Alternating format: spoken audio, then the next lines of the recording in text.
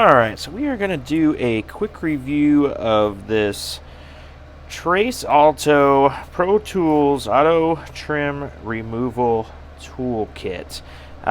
These are the little plastic tools you need to remove the trim inside your vehicle. And this is an entire kit of it. So let's see what we got in here.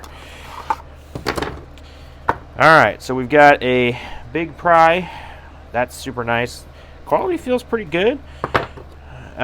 Just a little one. You can poke this end in. You can get this end around the little push tabs. Again, quality feels good. Got this one. It's got a point on both sides, here and here. And then we got this one that is flat, kind of like it's kind of like notched out. I don't know if you could see that in the camera.